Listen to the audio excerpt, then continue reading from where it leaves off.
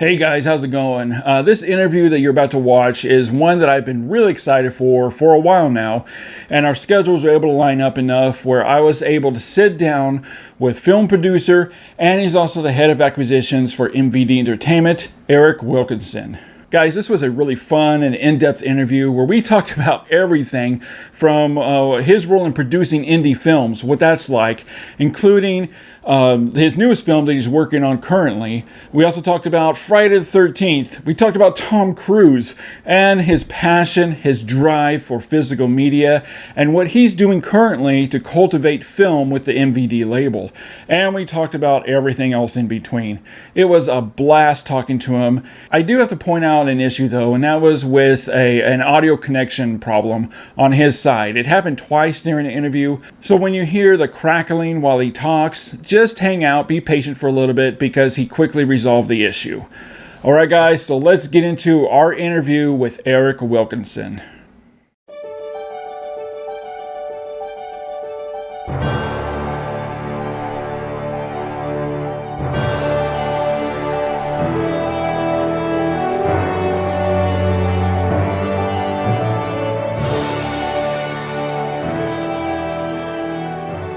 Hey, how's it going?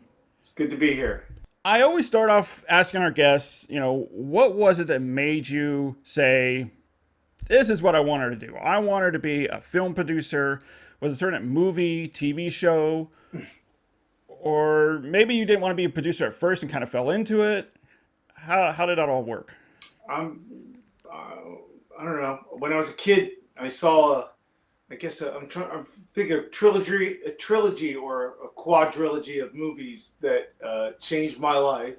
Probably the first one being Jaws, Sure. and that was followed closely by Close Encounters, Grease, and those three movies. Seeing those three movies, maybe you'll laugh. This one, the fourth one, which I just loved and still love, is 9 to 5. But saw those movies in the movies, and and stuff like Superman the movie and Star Wars. At that age, in that era, to go to the movies and on a screen that's probably 2 times bigger than what we have in theaters today, it just changed my life. I knew when I was a kid that somehow, some way, I would be involved in the movie business in some capacity, which I'm fortunate that I am.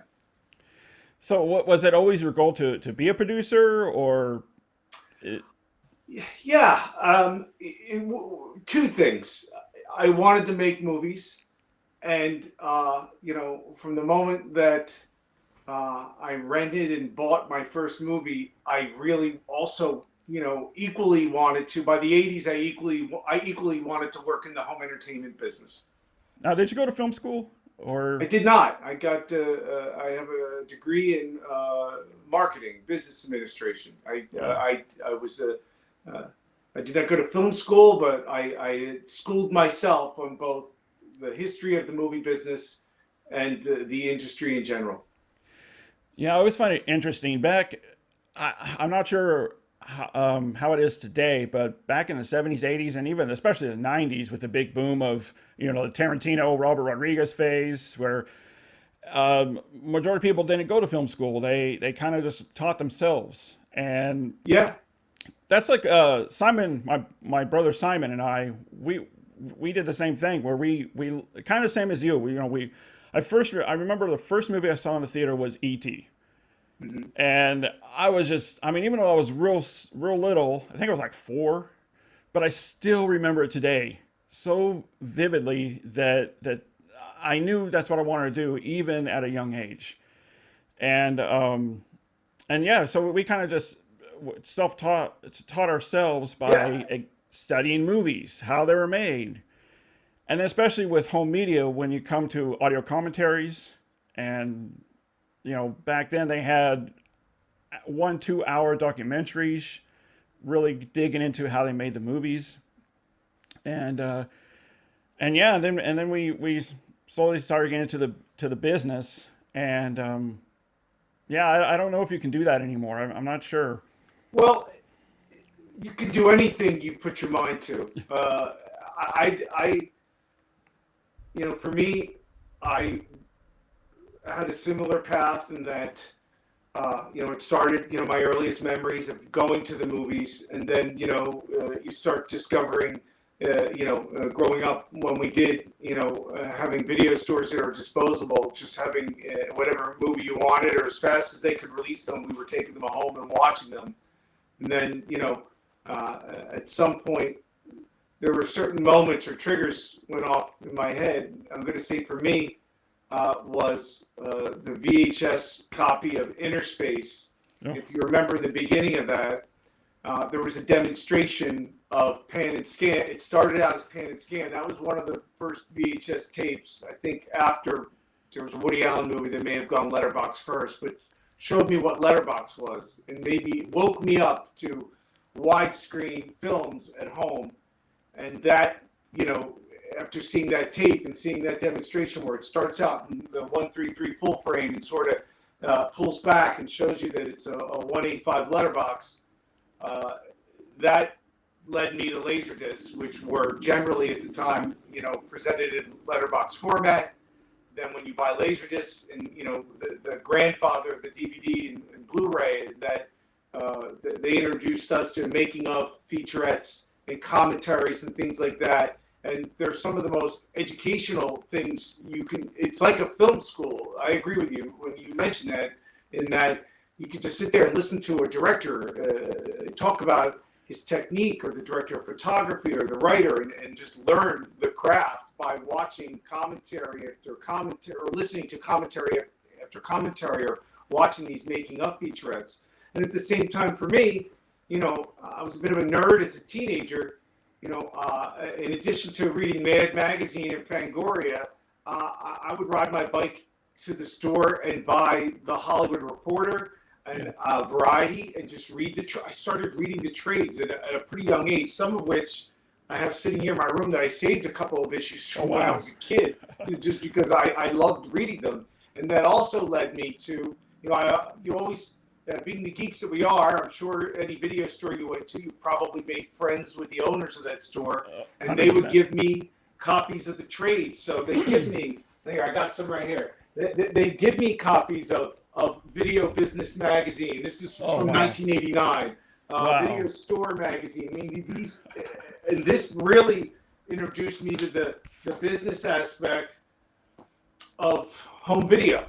So, and I learned at a young age, that while a movie back then it would play in a theater anywhere from a couple of months to a year, it lived forever on home video. Once it's done in the theater, it's on home video forever. And that's, where a good amount of the business is. So I was drawn to that aspect of it. And I think I can tell you I remember, and I don't remember specifically, but it always stuck in my head. This part stuck in my head. An ad in one of these home video trades at the bottom. I don't know if it was 20th Century Fox or one of the studios, but I remember at the bottom of the page, it's saying that their offices were on Avenue of the Americas in New York City. And I said to myself, I set goals for myself. I am going to work on Avenue of the Americas in New York City. I'm going to get one of the jobs at one of those companies. And fast forward to 2000, and I was fortunate enough to somehow convince, with very little experience, get myself an interview with MGM Home Entertainment. And when I saw they sent me the address of where I was supposed to go for the interview, and the address is, sure enough, Avenue of the Americas. I was going to get that job. I was determined. I did my homework. Between my degree in business and having spent the last 20 years, studying the business from reading trades and just, taking in everything I can, I was going to get that job. And I did. And that, once I got to work for a studio, and you make friends with people at the studio and you talk to them, and I talk to the people in charge, and the movies are being made, and then working in the home entertainment part, and you're studying what's selling really well and what genres do well, and what movies work, what actors work. I eventually felt comfortable enough to try my hand at producing, especially towards the end when MGM was sold to a consortium of banks and Sony took over the distribution and we were let go. That's when I took my severance package and invested it into the first. We optioned the script and I made my first movie. Yeah. So, I mean, the Yeah, one go thing that ahead. stood out to me of what you said is knowledge and studying. Because I've known some people where they thought, I can get into the movie industry, I can get into the entertainment industry, and all I got to do is show them a little home movie that I made, and they'll want me. And I mean, you need, like you said, you need knowledge, you need to study, you need to know the craft and how it all works. You got to start with this. First of all, you need a script. Script is like, think of a script as the foundation, like the foundation of a house. And if you build a house on a shaky foundation, it's going to fall down. Just like if you shoot a movie on a script that's not quite ready yet, the movie's not going to, it's not going to come together. It's not going to work. Yeah. So you need good, you need to, it starts, and, it doesn't cost, other than the cost of pen and paper, or most people have some kind of computer or tablet, it doesn't cost anything to sit down and write and rewrite. If you don't have the money to buy a screenwriting program, just write it in. You can write your script in the notes part of your iPad or pen and paper. Just and that's the most important thing is a good script. Oh, 100% agree with you on that. And I always tell people, you don't have to be 100% locked into the script. I mean, I'm sure you've experienced this yourself. You've been on sets, productions where a lot of this, well, not a lot, but on the day of the shoot, you may not use everything that's in the script, and you have to give a little leeway to improv. You have to give a little leeway to because I like to get if we're happy with the material that we have, typically we'll shoot what's on the page, and if they get it right, then we have then we do a couple of takes. If the actor has some ideas on a different way to approach it, we'll shoot those too. I mean, that's the beauty of digital. Unlike film, where you have to change out the magazine, on digital, it's pretty infinite. So. Yeah, 100%. So much easier on digital. I still prefer to look a film. I prefer film, but digital is so much easier, especially when you're making a smaller indie movie. Yeah. And going back to writing, I mean, with AI coming out and the WGA strike, I was talking to a buddy of mine that's with the WGA, and he said the majority of the strike is because writers want it regulated and studios don't want it regulated. And it's sad to see studios today have changed so much. Of course, it's a business. You're always looking at profit. But it seemed back in even 20 years ago, studio executives cared a lot about quality and making a film rather than just the profit side. And now it seems it's been reversed, where they care more about profits, making that money, than it is about quality of film. Because you have stockholders that you're beholden to. It's not just, I always look at the business as this sort of coming together of art and commerce. And there's always been that push and pull, to try to find a happy medium between the two. But, as far as AI goes, it's only as good as what was written before it. So there's no room for AI to be better than anything that came before it. So when you add the human element, the element of creativity, that's where you get innovation. 100% there. I mean, I did a little show with a documentary filmmaker, a friend of mine who does documentaries. We talked about AI, and he said, AI, it has its place just like everything else. It does. But you can't have that human element when you're using AI, strictly AI. No,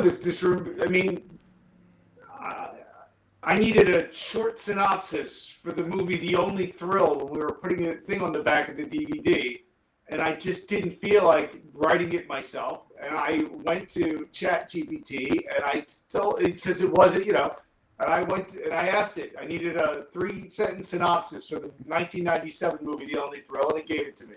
That's a nice use for it.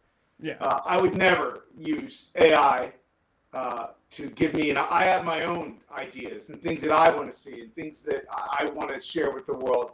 AI is not gonna do that for me. I noticed that you have the Abyss poster behind you. Yes, that is one of my favorite movies. And going back talking about when we talked about with commentary and documentaries, I owned the Laserdisc when it first came out. Yeah, and that has one of the best documentaries I've ever seen for film. I think Tron has a really good one too. Yeah. But yeah, I love The Abyss because of how in depth and detailed the documentary is on it. Do you still have it? I don't. Oh man, come on! I wish I did, man.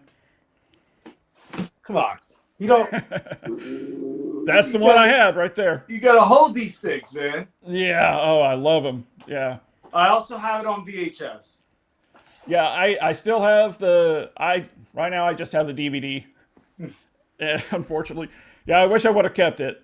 But that's another thing. Get kind of starting to get into a little bit talking about a little bit more about home media. That's another thing too that we as fans don't see anymore is all those special features that studios used to put on home media, especially when it came to like an anniversary edition. It depends on the film and the filmmaker. I think, obviously, say, speaking of Cameron, The Way of Water just came out. Yeah. And, that's a pretty extensive set of, with behind the scenes material on it. At the same time, I don't disagree with you that the featurettes seem a little more generic, a little less interesting, depending on the film. But I will also say that the boutique labels like, MVD and Arrow, we've sort of boutique labels have stepped up to fill the void in regards to putting extensive information and bonus material on discs for our releases. So that's one of the things we try to do, Yeah, I mean, I've been reviewing for you guys for quite a while now, and I love that some of your rewind collections you include the theatrical cut, but then you also include I guess sometimes not really director's cut, but maybe like a VHS cut. Well, it depends. Like sometimes it's so weird. So when I pick up a title, sometimes I will take it. There's a service just so happens to be there's a guy right near me that does an amazingly good job of digitizing VHS, and if it's a different version, or in the case of My Samurai, it turns out it was a different cut of the film and with a slightly different score. Or if it just is a movie that just feels right on VHS, like Killzone. I see that Vestron logo in the beginning, which I know Lionsgate has their Vestron series and everything, but it's a dead trademark, which has not been renewed. But it's a dead trademark. I see that logo, and it just brings back memories. And I don't think anybody's watching Killzone VHS version on a Blu-ray, but if they want to, they have that option. You know what I mean? I've become, starting probably this year. I've always had some saved, but I've become an avid VHS collector again on, of course, certain titles. So usually the titles that I'm working on for the Rewind collection, I try to procure and have on VHS. Which is awesome. I love that you include the VHS version on some. Why not? If I have the time to transfer it, or if I'm lacking in extra bonus materials and want to put a little something extra on there, I'll do it. Yeah, it's great. I love it. And I love this is just in front of me. Like LA Wars. Oh yeah. Where you have, and I love the Rewind collection, where you have like a mock-up of the old VHS covers and the little stickers, "Be Kind, Rewind" type stickers, and it just brings a lot more nostalgia when you have something like this in your possession and when you watch it. We're not just buying the movie. I mean, listen, the movies, it's like in the beginning of our conversation, we talked about the first movies we saw. You know, the movies, it's like listening to an old song that you love. It brings you back to a time. And we're not just selling the movie anymore. We're selling a collectible. We're selling something that just feels good to have. I mean, a lot of these movies, listen, I buy a lot of movies. And a lot of these, some of them you buy and you open them up right away and you watch them right away. Some of them I just buy and I have on my shelf because it gives me a sense of security knowing that movie's waiting there for me when I feel like watching LA Wars. And I want it to look and feel the way it did when I saw it the first time I saw that sitting on a shelf in a video store, even if the artwork is not great. Right. It's just all part of cultivating, film. And some people may think, well, LA Wars is lowbrow. Why put so much effort into a movie like that? And still, it comes down to it being it's entertainment. Exactly. And if you can sit and watch LA Wars, as crazy as it is, for 90 minutes and be entertained, is that any different than sitting for 90 minutes and watching Back to the Future, The Godfather, and be entertained? You're going to get a different experience. But the most important thing is you just spent with 90 minutes enjoying yourself. And that's really what it's about. So I don't think there's movies that people say so bad they're good. I mean, I've watched a lot of my son. The other day, my son said to me, wants to watch Teen Witch, which I just bought a copy, and I have not seen it in its entirety either. And I know that's not an Academy Award-winning Best Picture film, but I am confident when I say that for those 90 minutes, I'm going to laugh my ass off and be entertained, and that's the most important thing. And there's a lot of innovation, a lot of creativity even in the Friday the 13th movies. There is.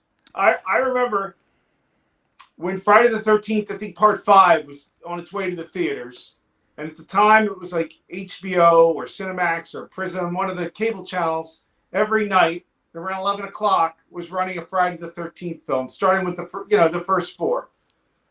And I convinced my father, because my father was he would get home from work and then he'd go out because he was mayor of my hometown, so he had meetings and stuff. But he'd get home 10:30 or whatever at night. And the first night, the Monday night, I don't remember exactly. It was like a Monday night or something. He comes home and I'm like, I convinced him to watch Friday the 13th with me, and he's like, "Why would I watch this? This is stupid." Blah blah blah. He watched it. You could tell he was engaged by it, but wouldn't admit it. Watched it all the way through. Said how stupid it was. Next night. Comes home again, 9:30, 10 o'clock, right in front of the TV for Part 2. Again, this is stupid, this is dumb. He's leaning forward, he's getting into it. Next night, Part 3, Part 4. Like, you could tell that he didn't want to admit that he was enjoying himself. But I remember him making it home every night, made sure he was home in time for the next night's movie. That's funny, man. I can't tell if he was doing it to share some time with me or maybe that was it, but I got the sense that he was enjoying himself. Yeah, try it out. Like that's why I tell people, I was like, well, just try it out. Try it out.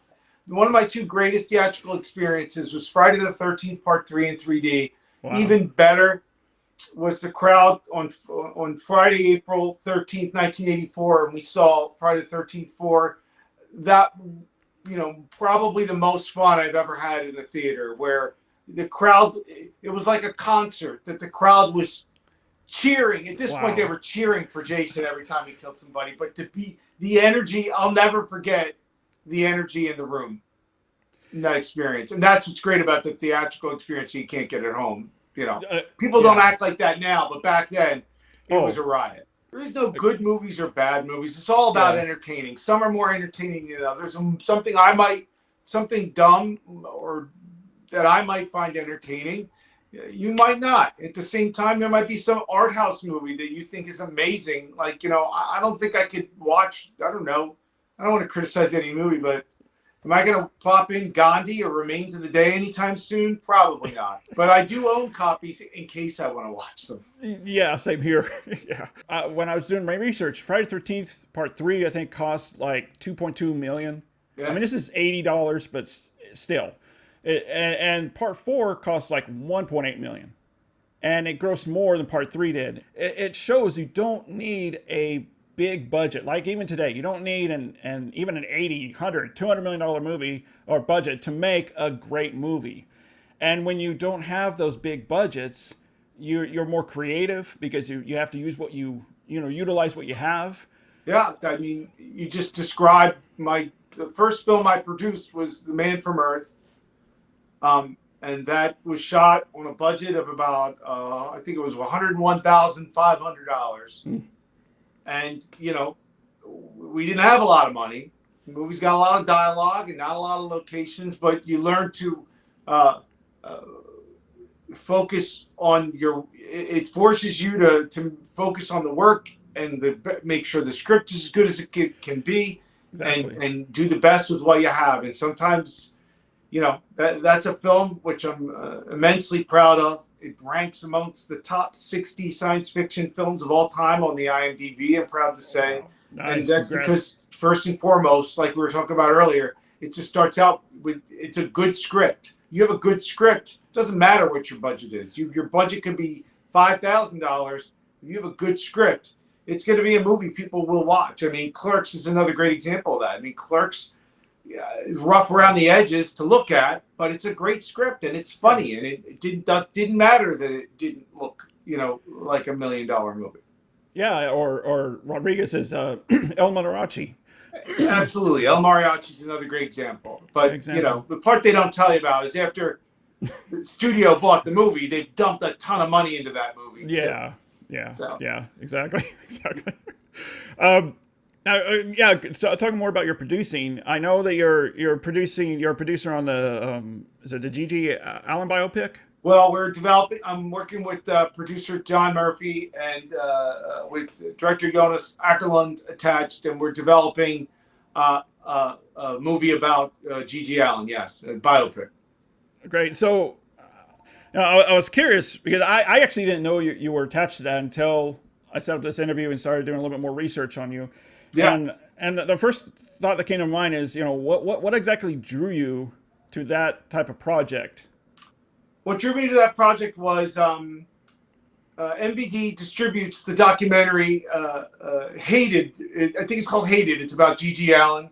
And it was made by Todd Phillips, the filmmaker that went on to make the Hangover series and the Joker film.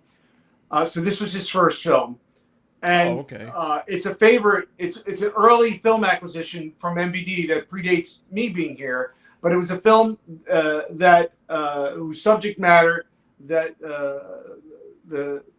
one of the owners of the company was just fascinated with. Not so much he was a fan of G.G. Allen's music so much that he just thought the subject matter was fascinating. He knew that that I had some production experience and I'd made a few movies. And I said to him in passing, I'm like, we had a relationship with Merle Allen. He knew the rights holders of the music catalog. And I said to him, like, look, why don't we option the life rights? We can commission a script to be written and see if we can put something together. So, that's how that came to be. And we spent 2 years writing the script and doing research for Richard Schenkman, who's a filmmaking friend of mine and a filmmaker who I've made several films with.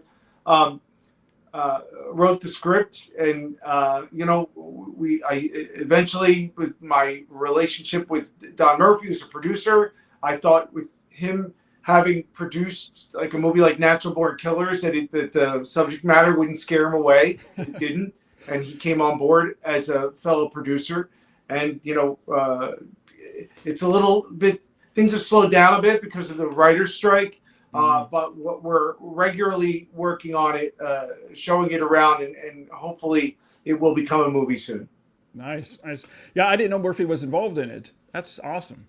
Yeah, he is my. I wouldn't. I wouldn't have gotten as far as I have if it wasn't for Don Murphy, who's Wow.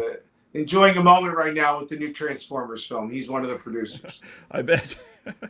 Yeah, I mean, so obviously it's not finished yet, but do you think this will get a theatrical release, or is it going to I go have no straight? idea. I mean, honestly, it's too soon to tell. We have a finished script. We have a really great package. We have a finished script. We have a great director attached. We have all the music rights. So, do I see it as a theatrical? Possibly. Could it be a kind of thing that an HBO Max or a streamer picks up? It could be that too. I don't know. Okay, yeah, yeah, because I'm reading about it. I wasn't too familiar with his music. I've heard of him, but I've never really heard It's a an lot. acquired taste. Yeah, I find him a fascinating individual and arguably a cautionary tale for there's a lot of conversation today about mental illness and it being going unchecked, or people with mental illness not getting the proper help. Would Gigi Allen be alive today if he got help? Possibly. yeah, Who yeah, knows? and that's the aspect that I like that you're going to focus on, right? It's not just, of course, I'm sure you're going to have the music in there and everything.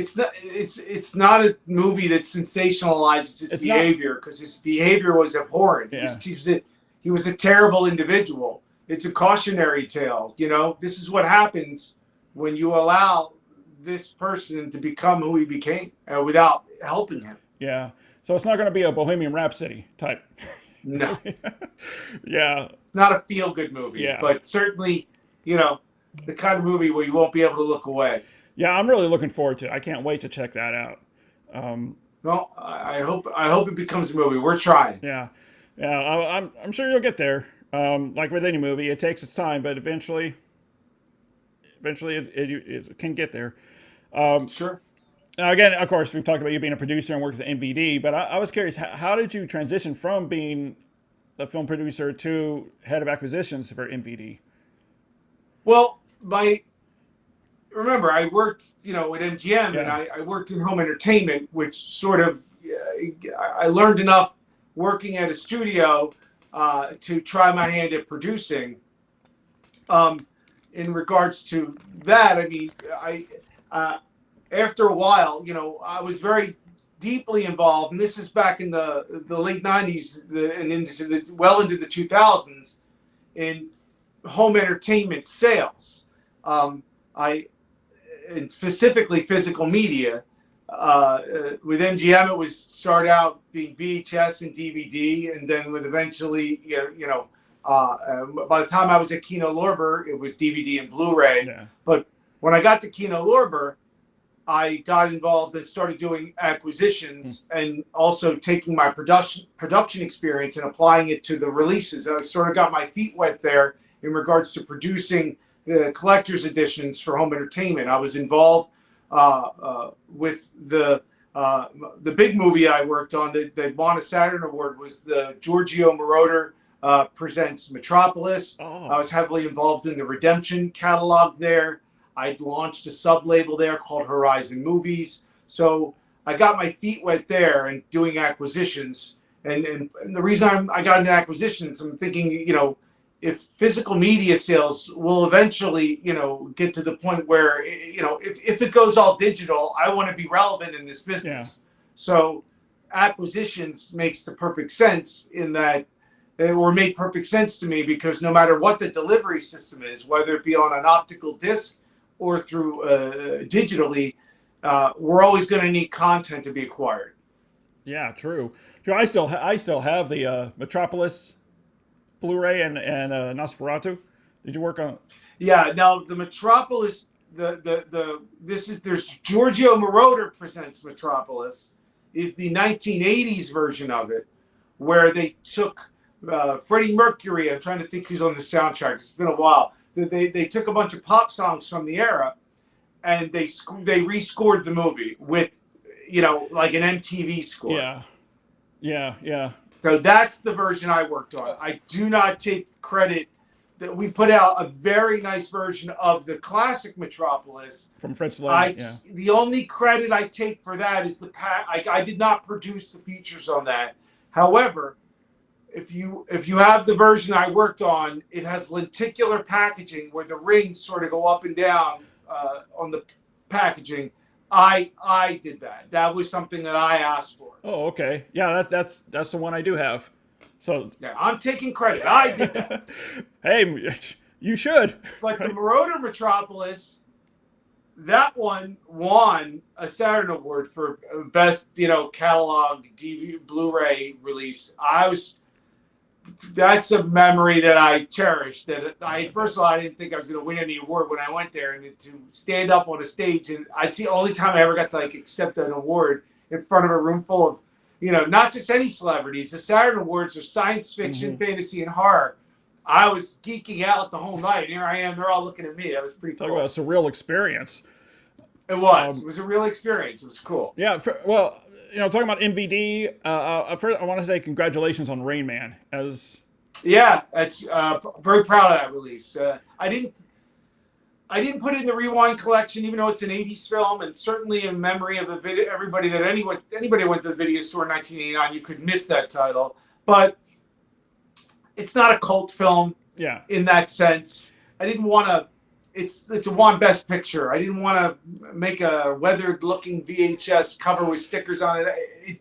It deserved a more traditional release, which is why I chose that for it. Yeah, I mean the MVD marquee fits that movie better. It's the redheaded stepchild of MVD. Like no one, the page doesn't have a lot of followers. When I post stuff up there, no one pays attention. It makes me sad. Yeah, I mean you got some great stuff with the marquee collection, and I really listen. The other one I'm proud of there is Redline, which is not a great movie, but if you're a fan of film, it's shot on film. The director of photography is Bill Butler, who worked on Rocky movies and One Flew Over the Cuckoo's Nest. I mean, he's an amazing cinematographer. Did he work on Jaws as well? With all the CGI car mayhem and crashes in the Fast and Furious movies, this movie was produced by a very rich guy who had a lot of expensive cars that he destroyed, and it's not CGI. It's real stuff on there. It's not Fast X. It's not Fast X, but it's a pretty good movie. I'll defend it. I picked it. I watched that. I'm like, this movie should be seen. I deliberately priced the suggested retail price on the Blu-ray at $19.95, so Amazon would sell it for $13 or $14 because it's absolutely we sometimes I'll have conversations with people about blind buying movies, and this movie is the definition of a good blind buy. If you can pick this up for $10, you will not feel like you threw your money away. Yeah, it's worth it. I truth be told, when I first received it to review, I looked at it, I'm like, what? This seems like an odd choice to release, and it's in the market. It's too new to be in the Rewind, but it's good for the marquee collection. Yeah, and when I watched it, like I said, it's not a great movie, but it has some good movie. It has some great stunts. Amazing, amazing stunts. And if you watch a little bit of I put the archival making of featurette on there.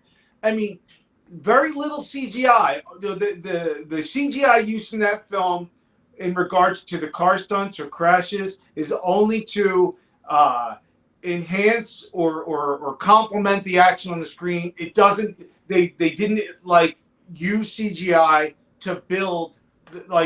To fake a car crash. Yeah, it's not like the Fast Furious movies now where they're just CGI porn.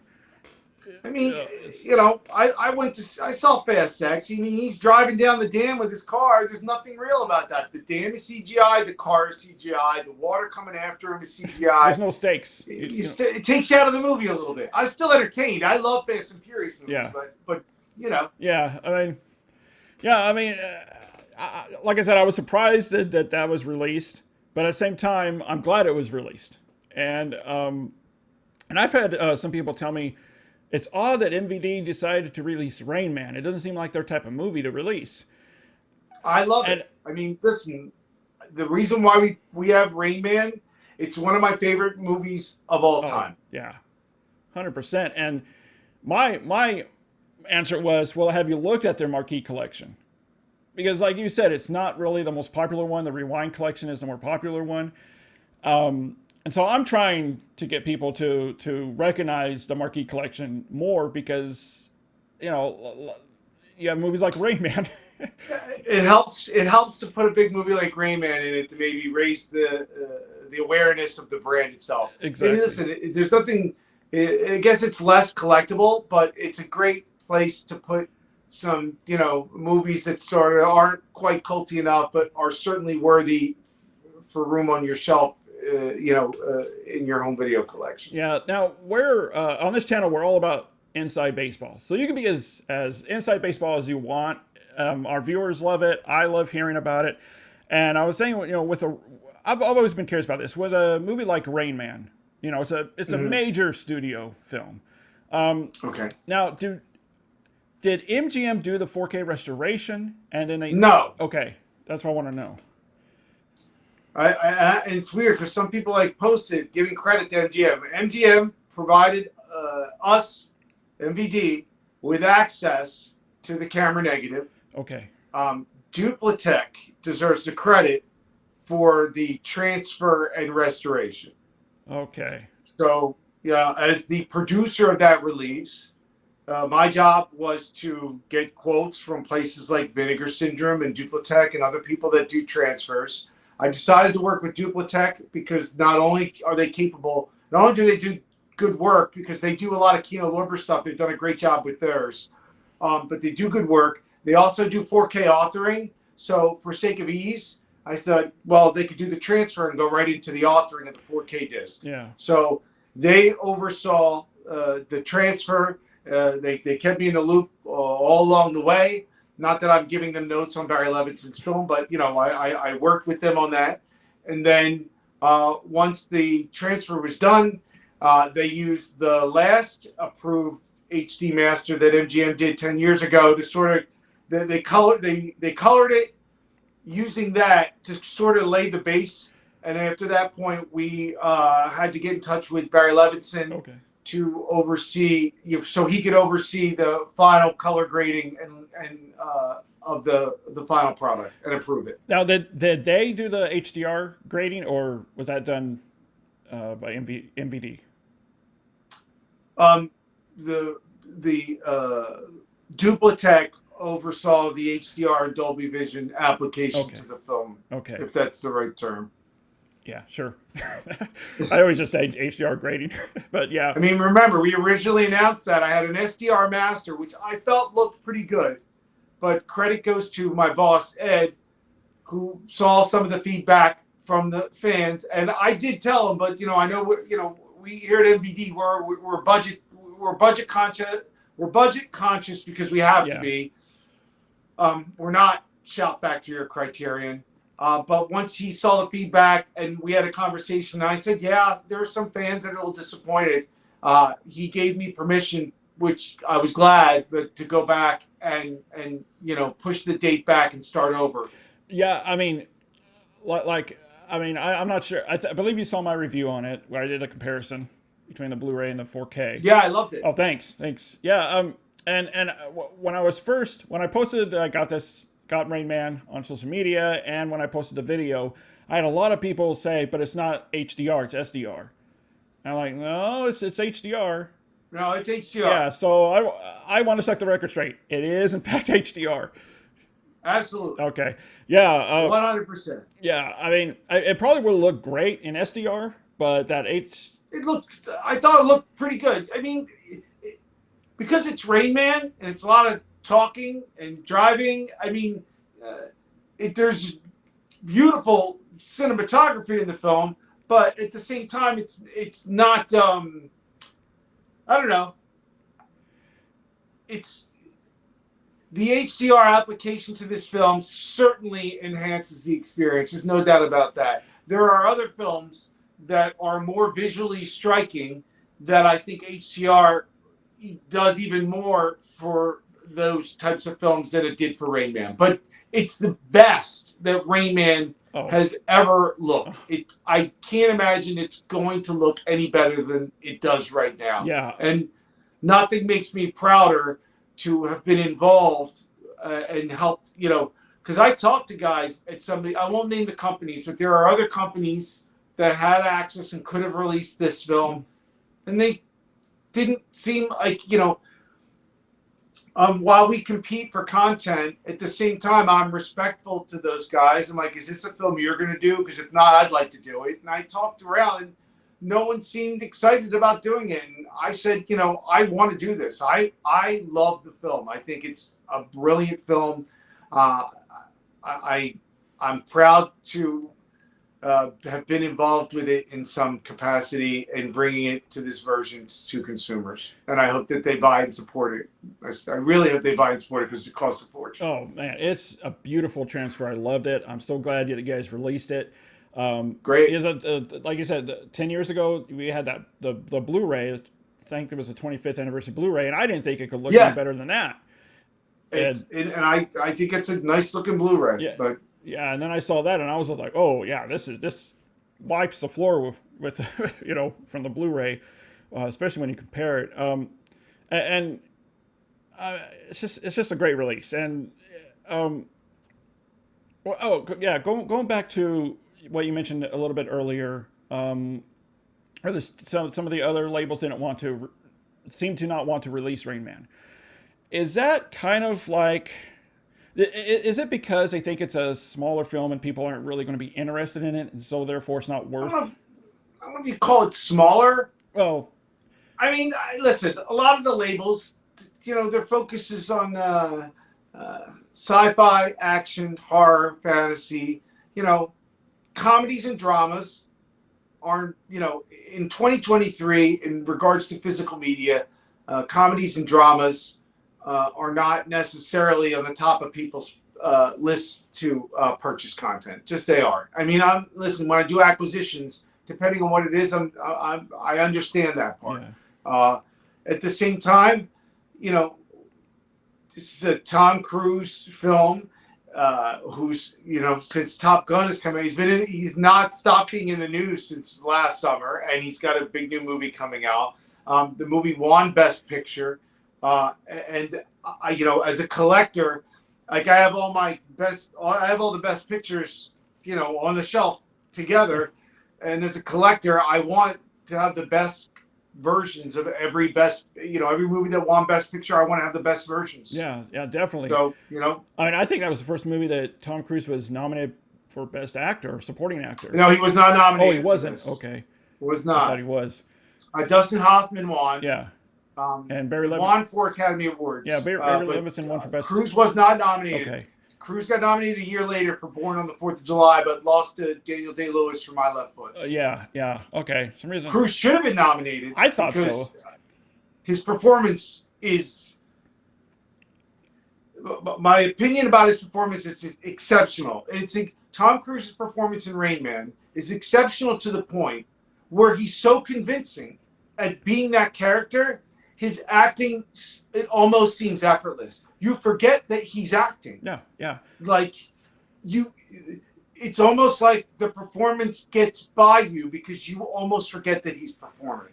But it's not because he's not doing a good job. It's because he's doing an exceptional job. Oh, yeah. And he's an asshole in the movie.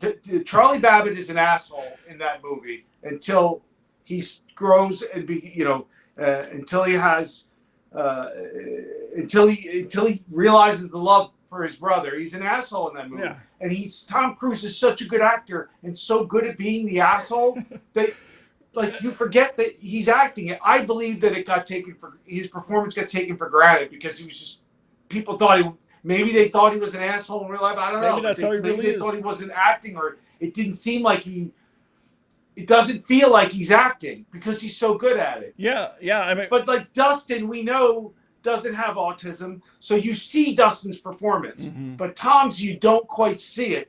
But that's why it's so good, because it just is. It's just that good. Yeah. Well, one of the ways I kind of gauge a great performance is if that performance reminds me of someone I know, because it's so good, so authentic, and they don't look like they're acting. And I got to tell you, from the time I first saw Rain Man of Tom Cruise until now, recently when I rewatched it, he reminds me so much of my older brother.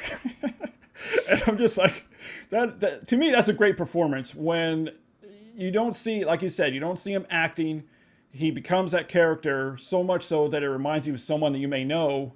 Yeah, it just feels so real that if it's that real, he can't possibly be acting. And that's maybe that. Listen, I can't put my mind in the voters of the Academy back in 1988, but I mean, I just think it could have you hurt. look at the other roles that he was nominated for. Like the following year, he gets nominated for Born on the 4th of July. Now, in that performance, you can see the performance. We know it's good. We know Tom Cruise isn't in a wheelchair, and we know Tom Cruise isn't handicapped. We can see the performance in that, and he's exceptional in that movie too, but in a different way. In Rain Man's a completely different way. In Rain Man, he's just so good that it gets by you. Yeah, it may have hurt him to be nominated, but yeah, I would say it's my favorite Tom Cruise performance, and I put a close second. His Academy Award nominated performance in Magnolia is pretty exceptional. Oh yeah, it's great. It's great. And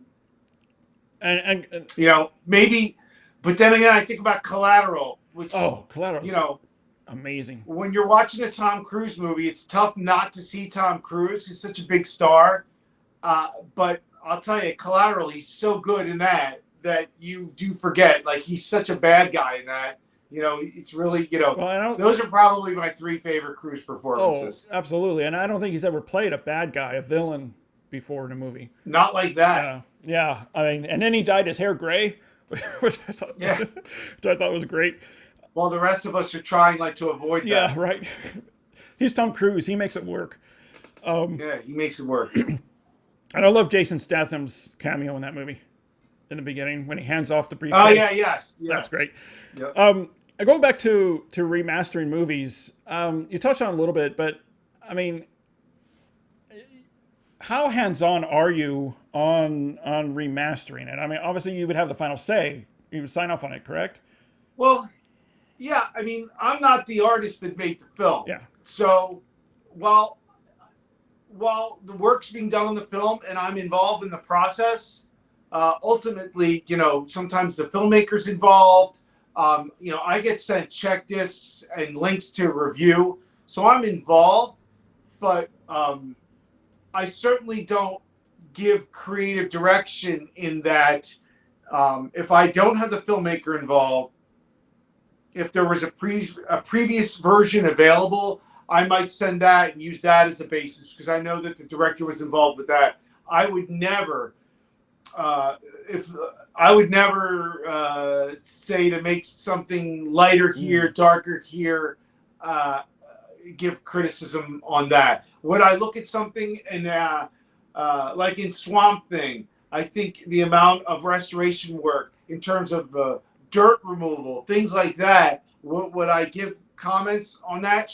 On that part, I would. Or framing, if they zoomed it to 178, I'm like, no. This is a 185 aspect ratio, so I don't want you to zoom it in. Things like that. I'll give input. Yeah.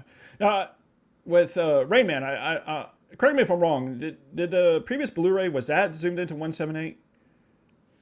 I don't remember. Okay. Because I read. Don't remember. I thought I read somewhere that it was reframed to 185 for the MVD. It's possible. Okay. I mean, it could be maybe for digital. Who knows? Yeah. Okay. First of all, I just want to say congratulations again on Rain Man being your first 4K and also with MVD getting into the UHD market finally. I mean, it's great. And dude, I have to say, I was blown away by the 2 announcements that were made with Swamp Thing and Ghoulies. Yeah. Never in a million years I think that especially Ghoulies would get a UHD release. I'm grateful that MVD lets me treat the acquisitions market like the world is my video store. And I wanted, this is where there's a part of me, I'm a collector. So there's movies that I want to have that on 4K. Yeah. Luckily, my tastes align with the people that are buying our product. So, I always tell them they can rest easy knowing that one of them is doing this job, that somebody like them is here. You know, that's why I'm the luckiest. I have the greatest job on the planet, man. Yeah, yeah. I would kill to have your job. I'll say. I mean, yeah. You now. Do you have when you're looking at titles to release? Do they give you like a list of titles, or is it? I mean, how do you choose? I mean, depends on who they is and who I'm asking for.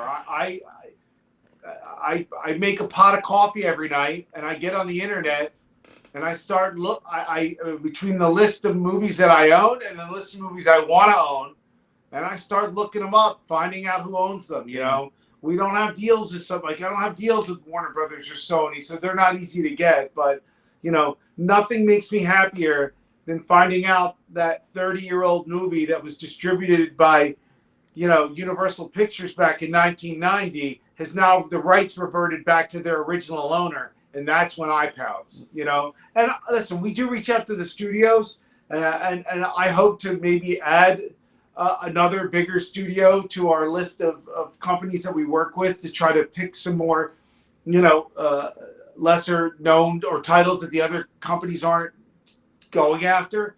But you know, I make my own lists, and my lists are your lists. Yeah. You know, if it's not on Blu-ray, or if it was on Blu-ray and out of print, I want to have it, and I want you to have it. And what's great too is that you don't just do a maybe an upsample and just release it on a disc. You go all the way. I mean, you put in special features, Try commentary if available. I try. You know, it depends though. I have learned, and especially working with like some of the bigger studios, the moment you start making bonus features, lawyers have to approve everything. Oh yeah. So that's not that can prove to be a cumbersome and a time consuming process. Okay. So like, while I would have loved to have done more and put more on the, say, Vampire's Kiss release, I didn't because I'll just say this: when we put out Double Impact, it was a lot of work, and sometimes it's just better if there's existing features or features that were released outside of the U.S. that were never put in here. I will try to do my best to take anything existing and bring it all together. If it's a studio title, if it's an independent title, it's a little easier because I'll take my chances without the lawyers and just getting. You look at a release like Highball, which we have a feature-length documentary about the making of that film. That's a marquee release. Nice. The film was made by Noah Baumbach, although he is not listed as the director. But there's a really interesting story about the making of that film, and we wanted to tell it, and we did. We got a lot of the cast members who sat down for interviews, and we put together and we pieced together, you know, what went on behind the scenes of that film. And I think it's, sometimes those features are more fascinating than the films themselves. Oh yeah, 100%. I mean, and you know, as collectors, like you said, you're a huge collector yourself. I mean, you can obviously tell Yes. your background there with all the posters and your social media accounts that you have. I mean, yeah, it's awesome. I'm loving TikTok lately, man. I've found more success on TikTok than I have on Instagram or YouTube. I love it. It's great. I have a stack. I can't just buy movies anymore now. Now I have a stack in my basement where I gotta make a new haul TikTok. Like I've been quiet the last couple of days, so but I gotta get back to it. I have videos to make, man. Yeah. Well, they're fun videos too. You don't just, you're not just doing this. You're not just doing this. This is what I got. I'm in my retro media room right now. I'm like, I'm going to do this for my retro media room. I was just going to ask about that. How's that coming along? I think it's good. You saw the video. It's done. Oh, nice. Yeah, man, it looks great. I loved it. It's not as fancy as like some of the video stores and stuff people build in their house, but I basically recreated my bedroom from 1989. So unintentionally, I realized, wow, this looks pretty much what my bedroom looked like. Nice. Yeah, and so it's like, and that's one thing, being a collector yourself and a passion you have for physical media, That's one thing you don't really see a lot with major studios putting out physical media. No, I mean, they don't have it. There's nobody like me in no, any of these boutique or otherwise, man. yeah. I'm crazy. I have, I don't know. I try to put them all in my spreadsheet. I have 10, 12,000 discs. I have stacks and boxes of VHS tapes and my Atari, and I play retro games. I'm looking at my Nintendo and my PlayStation, my Sega Dreamcast, and my Sega Saturn, and collectibles. Just I'm immersed in this stuff. I love it. Are they all original? The game consoles? Oh yeah, man, that's awesome. Yeah, I wish I still had my Atari. I mean, with Swamp Thing, I noticed that you're including the international cut as well in a Blu-ray. Yes. Now, this is a question that I'm asked all the time, and I always bring it up to, well, it's probably expense and time. Is why do people or labels, when they release the theatrical cut on 4K, why aren't they releasing the international director's cut on 4K? Well, in some cases, it's not their fault. It's a rights issue, and it comes down to if the licensor will allow you to try to clear it, and then there's the work involved in actually clearing those rights. So, depends on how much time and money and effort that a studio or the person who's in charge of that particular project wants to put into it. I'm not saying that any of the other labels don't put in the time. Some of those, Arrow makes literally the greatest collector sets I've ever seen. Oh, yeah. I love them. That blow ours away, which I'm fine with. Well, at the same time, go ahead. We had Swamp Thing for 2 years. Oh, really? I say we did the deal back in 2021. Oh, wow. But I literally, when we did the deal for the 20 or so movies we got from MGM, I put it last on the list to allow me time to get that done. And I was not going to, I knew, you read the forums, I knew that if we announced that title and didn't have the international version of the film on there, we would have gotten, first of all, half the people that bought the Shout Factory version wouldn't even bother buying it. And the other half, a lot of people wouldn't have bought it at all because it didn't have it on there, just out of spite. And as a collector, and not that it doesn't make the movie any better, but I'm a completist, and I want everything on there. And I know that version exists, and we did the work. We cleared the footage, and Adrienne Barbeau and her management are just lovely people that were gracious and negotiable, and we figured it out. We got it done. Well, like I said, I'm thrilled that you're releasing that on 4K because I own the Shout Factory, and it's a good transfer. It's very good. But it does need a facelift. And it's 10 years old, and technology has changed enough where we can see the difference between 2013 transfers and 2023 transfers. Yeah, that's one when it was announced. My first thought is I can't wait to compare the previous Blu-ray to this 4K. Hopefully it's improved. Yeah, I'm sure it has. I'm worried because you the way you do your comparisons, like, damn, man, I'm looking at him like, oh shit, he's got it right there. So I'm like looking to see now. Yeah, I'm trying to do it as full frame as I can. It's beautiful. Oh, thank you. I appreciate that. It's work doing those, so I appreciate that. Is there any? I don't think a full list of special features have been brought out about with Ghoulies or Swamp Thing. Is there any? Oh yeah, they're all. I don't know off the top of my head. Although I've typed them out a billion times, but they're fully loaded. I'm pretty sure that almost all the existing Shout Factory or the U.S. special features on both of those have been ported over. And then I went around to outside of the U.S. and licensed and got the rights to those features which weren't on it that are now on it. All together in one convenient package. Oh, man. It's like I'm drooling over this. I can't wait. And that's like, especially Swamp Thing and Ghoulies, there was nothing, I don't think, like, there was not much more I could have added that wasn't already said in the existing features. Michael Felsher produced the features for Swamp Thing, and they're great. What am I going to do? Go out and shoot a redundant interview with somebody that he's already asked all the questions? Yeah, exactly. I don't have a problem porting it over from the previous. I don't have a problem either. Yeah. Now let me ask you the big question here. It's kind of like AI, where AI has its place. What do you see in the world of streaming? Obviously, streaming does have its place. Sure. So now, being the huge physical media collector you are, and that we all are, if someone was to say to you, streaming is it, man, that's the future, dump your physical media, it's streaming, what would your answer be?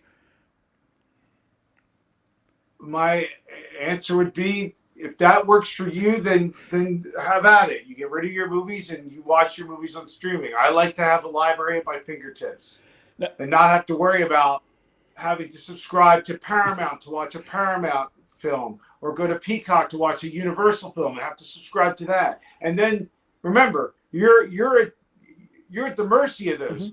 They might not have that, they might not have that movie on that stream. They might decide, we're going to pull that off and take that out of circulation. In the 21st century, people that own intellectual property want you to license it from them in perpetuity so they can keep paying for it. So I say to you, I will pay for it once. I will own, or in the case of like Evil Dead, I will pay for it 17 times every time you make a new version. Different times. Or whatever. But I would like to have a copy on my shelf that I've already paid for and that I can watch as many times as I want, how I want to watch it. Yeah, I mean, it's convenient for sure, but I always, when I have people ask me that, I always say, it's convenient, but I also want the quality of the physical media. Yeah, I want 4K disc quality. And listen, digital has its place in that when I used to travel, I'd bring my portable Blu-ray player, I fill a CD wallet full of movies, and I'd have to carry all that shit around. Now when I travel, I bring my iPad. I download what I want to bring, so I know it's so much, battery lasts longer. So like streaming and digital, especially in that capacity, way better. Yeah. At the same time, when I'm at home, I want a physical copy of the film. I don't want to be tethered to the internet. If my internet goes down, I can't watch that movie. But if my internet goes down, I can still watch a movie. Exactly. And then you were talking about with licensing. It's kind of like people who buy movies digitally, and you're essentially just leasing the movie. If you are, like, remember when you used to be able to go into like a Best Buy and buy like Microsoft, Office and get your PowerPoint and your Excel and your Word on the disc, and you load the disc on your computer? You can't do that anymore. Yeah. You have to literally pay for a license to them monthly or yearly in perpetuity. You can't own it. That everybody they don't want you to own the content. They want you to lease it from them forever. Yeah, and from a business. Me, I want to have it. I want to own it. I want to hold it. I want it. There's nobody in 20 years are going to tell you how. No one's going to be nostalgic about the Netflix menu in 20 years, the way that they're nostalgic about video stores now. Right. No one's going to. Right? No one's going to. Oh, remember that Netflix menu? You're not going to have the poster of the Netflix menu on your wall. I mean, like no one's going to have an Extraction poster on their wall in 10 years. Do you know what I mean? Like, think about that. Like, there's the physicality, the experience, the theatrical experience, like we were talking about the Friday the 13th Part 4, the experience that we all felt and experienced together, it's just removed on digital, man. And it's not that I love digital. I watched 3 nights, I watched that Arnold documentary. Every night I was like, done work, watching the Arnold documentary. I love streaming too, and I'm glad that it exists.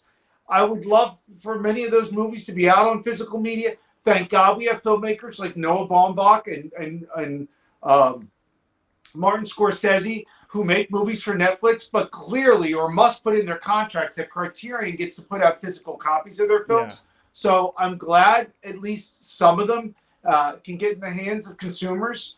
You know, what saddens me that Beverly Hills Cop 4 is going to be on Netflix. Does that mean now my physical media collection is going to be incomplete? And they wonder why people go and buy them. You know, you go on Facebook. There's all kinds of forums and stuff where you can buy, you know, bootleg copies of these movies on physical media because the studios, you know, these are people that be happy to pay the studios for this content or pay Netflix or Peacock, whoever, for this content, but can't because they won't release it. Yeah. Yeah, it's crazy. I mean, you know, they're just, again, going back to studios today where they're just thinking about money. They're not thinking about, you know, because it, you know, I don't know. I mean, it's just ridiculous to me, the whole thing. Listen, I love streaming. Definitely a place for it. I love the fact that, you know, I didn't get to see Renfield in the theater. It's already playing on Peacock right now. I mean, you got to love that. Because back in the day, you used to have to wait. Your movie came out in the theater, you'd be lucky to see that on video until about 8 months or whatever later. I mean, part of the reason I got into this business was to get free movies because you got I was like, nothing was cooler than getting a screening copy of a movie that was still in the theater but not yet out on video. Right. Those days are gone. Right. Well, I remember back in the 80s, I mean, sometimes they want to be on video for a year or year and a half. Depends on what it is. Yeah. I mean, you know, Silence of the Lambs came out in theaters in February of 91. Was it 1991? I'm pretty sure that I feel like that didn't come out on video till the following year. I mean, I could be wrong, but you know, I know Platoon didn't come out for more than a year later. It's just because it played some of these movies. I mean, E.T. came out in theaters in summer of '82. It didn't come out on tape, and there was videotapes in 1982. It didn't come out on videotape till 1988. Yeah, right. I mean, yeah, it's just crazy. And so that, again, streaming, like we said, has its place, but physical media definitely has its place. Definitely has its place. You know, a couple more questions and then we'll conclude here.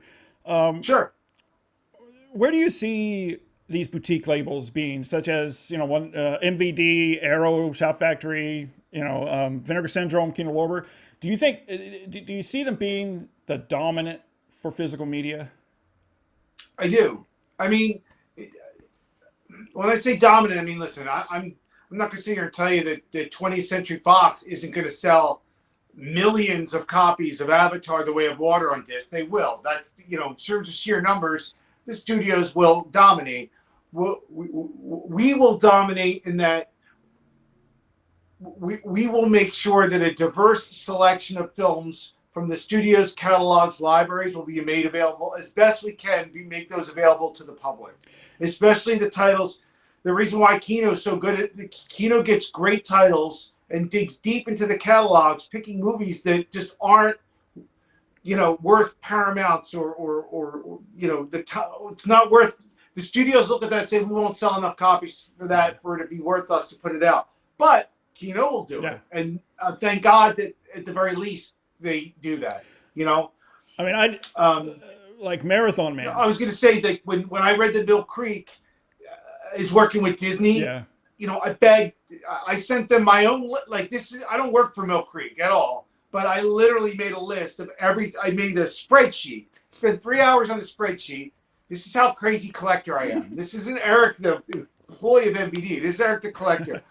Because I know somebody in Mill Creek. I made a spreadsheet that had a list of all the Hollywood Pictures titles and all of the Touchstone titles. I ranked them by which ones I'd want on disc in general, which one should be 4K, which one should just be Blu-ray. I literally, and I don't know if they have the rights to all those movies, but I was speaking for collectors. Like I literally made a list, an extensive list of every title, ranked them and said, please put these out. These are movies that we want to buy.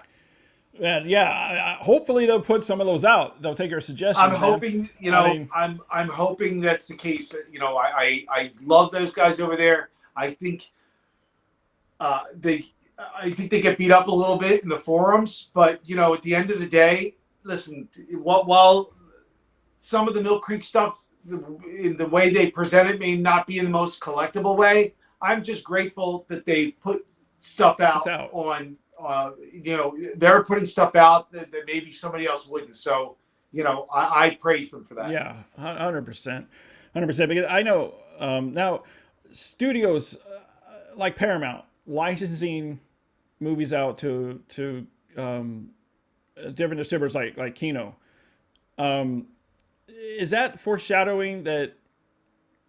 Again, we talked about this just a second ago about these labels being the more dominant, but is this foreshadowing that major studios don't think that these movies are worth their time anymore?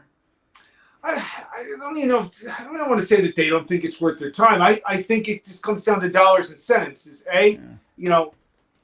All these major studios don't have the manpower in their home entertainment divisions to oversee the types of work that needs to be done to a lot of these films to bring them to market. And also, the amount of copies that Kino needs to sell in order for it to be profitable, worth their time, is different from the amount of time and effort that Paramount would need to sell in order for them to justify putting the time in to put that out. True. It's easy for Paramount to license it because the licensors provide an advance, and usually when you do a license, it's for a lot of titles at once. So a large chunk of money all at once going to a studio, they like that. Do they want to do it piecemeal and work on this little title here and this little title there? It's probably not something that they feel that they need to do. But that's what we do as boutique labels is, we're grateful that we get to, pick through the titles that they have and do some great releases with them. Yeah, I mean, I never thought I would see Marathon Man in 4K, and I mean, I thought, is that Schlesinger? I forget who directed it. It doesn't surprise me. Yeah. I just want little things like movies like that are considered, classics. I'm glad to see that that's getting its proper release. I mean, you're going to laugh at this, but I want the Jerky Boys on Blu-ray. I'd be happy. The Jerky Boys movie. I want that on Blu-ray. I do. I think it's a dumb movie that I love to watch. Great. I mean, I would love to have the rights to put a special edition Blu-ray of that. Or like Shout Factory, they released Funhouse on 4K. I mean, that's incredible to me. I mean, these are movies. These are movies. I have a few on 4K coming that you probably wouldn't expect that I'm looking forward to doing. Oh, great! Yeah, I can't wait. Let's get into some viewer questions. We have a few here. Cork Attack asks, I've noticed smaller labels don't include a digital code of the movie while the major studios do. Why is that? Time, money, licensing, effort, and we don't. 90% of the time, we don't have digital rights. Yeah, because there are people that we rarely get digital rights on these catalog titles, especially licensing from a studio. I mean, MGM already has Rain Man out on digitally on Vudu and iTunes and everything. They're not going to give us free codes to put in. You know what I mean? Yeah. And I'm not going to do something that's going to add. These things are expensive already. I know people are, have made comments about the suggested retail prices of these, but we're smaller labels, don't sell as many. I don't want to add cost to it. Yeah, exactly. So, I don't think your average person on the street, they don't understand. There's different licensing rights. Yeah, and like I said, the digital licensing. You have to get digital. Yes, first you have to make sure you have access to the digital rights, and then there's the cost of executing it, because basically I don't know exactly how that works, but I'm pretty sure you have to pay in advance for the digital file. You get the code goes in there. That's an insert inside the package. That adds cost to it, but most of these movies are catalog titles that sell on iTunes and Vudu for $4.99 anyway. So I say to that viewer question, just spend the extra $5, buy it separately, and you'll have it all. Right. Let's see. Arvid the Wonder Cat asks, can you tell us what other future UHD titles you have coming out that you're excited about? That ruins the surprise, man. Right? How do you think I get my social media followers? Well, I love it. I wake up in the morning checking social media to see if is there a new. All right, I'll tell. When is this going to air? When is this going to air? Probably next week. Next week, I'll tell you what I'm working. I'll tell you one that I'm working on. It's not 4K though. Okay. But I am working on a special edition Blu-ray of Mean Guns. Really? Yes, the Albert Pune film, if I'm saying his name right. Yeah. with Christopher Lambert and Ice-T. Wow. All right. I can't wait to check that one out. Physical Media for Life asks, are there certain movies that cannot go beyond 1080p, therefore can't get a 4K?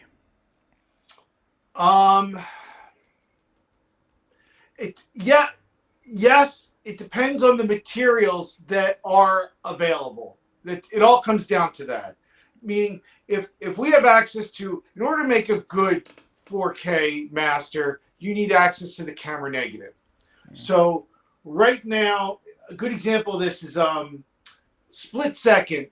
I think we only have the inner positive. I have a 4K master Split Second, but I was told by the folks at Vinegar Syndrome, probably looks really great on Blu-ray, probably would start showing cracks in the armor on 4K because we didn't scan the negative. Got it. Okay. So it depends on the material that's available that are made available to scan in order to put out 4K. If the movie's shot in 4K digital, that's different. I will not up-res a 2K to a 4K just to put out a 4K. It's bullshit. Won't do it. Yeah. Especially if the Blu-ray looks good enough. I know, but listen. There are certain movies. There are certain movies that we have that I'd love to do 4K that I need to find that I'm on an ongoing search for materials. Split Second is one to do a 4K. Another one I would love to put it on Blu-ray is Project Metal Beast. Is another one that we don't have the master materials for that. Otherwise, I did a DVD of it. I had a 480p master. Would I want to put that on Blu-ray? I absolutely positively would like to put that on Blu-ray in 4K. And the moment I find that master, that will happen. That would be great. That'd be great. Yeah, Split Second is a great looking Blu-ray. I love it. Yeah, it's a good looking Blu-ray. And I'm going to revisit it, and I'm going to keep looking for materials. I would love to do that on 4K. So it all depends on the materials. If we don't have a camera negative, it's difficult. I would say that. Yeah. Doable, but difficult. Yeah. Yeah, and you don't want to release something half-assed. The quality of your releases and your reputation is everything with collectors. So, and while no one looks at him. Listen, I believe we have a very good reputation. At the same time, no one looks at us the same way. Criterion, you know what I mean, and that's okay. Yeah. I'm okay with that. But I always strive for the best. I always do. Well, yeah. I mean, you guys put out great work. I mean, I'm always excited. I'm proud of the work we've done, and we're getting better. Yeah, I mean, I'm always excited when you guys announce something. I'm always excited when I receive something in the mail to review. Yeah. I mean, it's great. One thing I think we do better than anybody is our communication and our transparency. Like, I will answer. I do my best to try to respond, or at the very least acknowledge everybody's comments and questions that get sent to me on social media or posted in comments or direct message. And I make sure that if I'm announcing a title, and I want to make sure that people are fully transparent. If something's not right, if something's missing, like in the case of Ghoulies 2, I wasn't going to make pretend. I said right up front that we're not ready with any 4K of that anytime soon, but I don't want anybody. But I told them that I am. It's an ongoing process. I'm working on that. So I just want the world to know that I want the consumer to know that if he wants to wait to buy that because there might be a 4K coming from us in the future, if that's okay, you have that information so you can make that decision. Yeah, but as collectors, we always double, triple, quadruple dip. I know, but some people don't want to double dip, and I respect that. And exactly. I like same time when like what happened with Jack Frost 2 and there was a mistake. I went online. I went online. I was completely transparent of what went wrong, and I tried to keep everybody up to date in regards to the process of fixing that every step of the way. And I will, as long as I'm here, I will continue to do that. Nothing but respect for our customers and the people that buy our stuff. Yeah, I think that's one thing that sets you apart. Definitely is like you said, your transparency to the public. Yeah, you're not afraid. I try. Yeah, and it worked. I mean, it's great. People feel free that they can ask you questions. And there's some times where I review a movie, Blu-ray or 4K, and I have questions. And I've tried emailing other labels, won't say who they are, but they won't even respond to me. and then I emailed my the guy that I don't know what I love doing these things, man. yeah, and it's like I'll email MVD and ask him a question, and I immediately get an answer, and it's great. It's great. Yeah, and one last okay, so we'll go with one last question here, All right, let's and this is a big one here. So, and this is from me personally.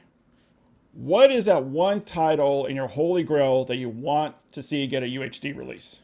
A UHD release? Yeah. I don't.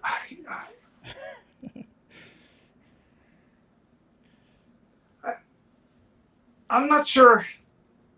All right, I'm gonna be honest with you. Like I like the UHD format. I buy discs on there, but like if it didn't exist, I wouldn't lose any sleep over it. I thought Blu-ray looked pretty great. Yeah. So is there a wish list title that I have to have on 4K? I don't know. I'm not sure there is. I mean, I just look forward to seeing what people put out, you know, and I buy them when they're cheap enough, like, because I don't get, you know. So I don't have a wish list I don't have a wish. For a long time, the one that I really wanted on disc in general was that Shout Factory did was Friday the 13th Part 3 in 3D, the 3D version. I would have done anything. I wanted that more than anything. Oh, that would be great. That was like just so I could see it the way I saw it in the theater, and they finally like said that Paramount gave them the master, and they were able to do the Blu-ray 3D of that. So I don't have I'm ashamed to admit, but I'm being honest with you. I don't have a 4K wish list movie that I would love to have. And like my favorite ones are like, you know, people know I love Die Hard. People know I love. Is Purple Rain on 4K? No, not yet. All right. People know I love Purple Rain. If I had to pick one to put me in the spot, I will say Purple Rain. Purple Rain. I love Purple Rain. So yeah. On your social media, you talk. I talk about Prince a lot. I'm a big Prince fan. So let's just call it for today. I'm going to say the answer is Purple Rain. You know, but there are movies that I would love, like, you know, the same ones that everybody else wants. I want both The Abyss and True Lies on 4K. You could skip Blu-ray for that. Like, I'd pay for 4K right out of the gate on that. And Strange Days is another one. I imported that one. I would love to see that get a legit 4K release. I would love Strange Days. But yeah, True Lies would be another one next to Purple Rain. Yeah. Now, have you heard anything in the circle of this coming out? No. Yeah, we hear something every year. Same stuff you heard. Yeah. We hear something every year, and then. Have you reviewed? I was gonna buy. I saw there was like from Spain. There's a Blu-ray of that. Have you reviewed that? Does that look any good? I haven't personally. I've talked to some friends that have it, and they said it looks decent. All right, I'm gonna order that today. Yeah. I do. I want to. I mean, it's not coming. I don't have any faith that 20th Century Fox or Disney's going to put True Lies out anytime soon. So I'm going to order that today. Yeah. I mean, we not kidding me. I'm definitely buying that today. You're going to have to tell me how the transfer on that is, because I've been hesitant on buying it because I'm just not sure how great the transfer is. You should buy one and do a review of it. Yeah, I need to do that. Yeah. I'll say one of mine is Possession, 1981 was it? With Sam Neill. Possession, is that the one with Ellen Burstyn? No, wait. No, I don't think that's it. Does it have Ellen Burstyn? No, I don't think it does. I don't know. I don't know what I'm thinking of. I'm not sure I know that movie. The Possession? Just called Possession. Let me see. Look it up here. Who did the Blu-ray? Mondo Vision. You should have them on it. Hit them up. Andreas Zalewski directed. Yeah, I'm not familiar with that film. I don't think I dare I say I'm going to admit that I don't think if I've seen it, I watched it, 40 years ago as a kid on cable, but I don't remember it. Oh, that movie is insane. I love that movie. All right. Yeah, it's great. I mean, if you haven't seen that long, you should check it out again. It's a good one. They released a 4K in France that I imported in, and it looks amazing. Is the Mondo version still available in the U.S.? I'm not sure. Let me look it up real quick. See, this is all right. So we talked earlier about, how do you decide? This is how I decide. So the first thing I do is I hear you talking about it and how great it is and how great that 4K version is. And then I'm wondering, okay, it was out before. That doesn't bother me one bit. Is it still available? If their version's out of print, that's when I start sending out emails and doing my digging. Okay. Yeah, I mean, it's on my radar now. As I would say to somebody who sends me a text, say, I'm looking into Possession now. Starring Sam Neill. I mean, hang on one second. Oh, great. Well, if he's going to walk away, then I'm going to walk away.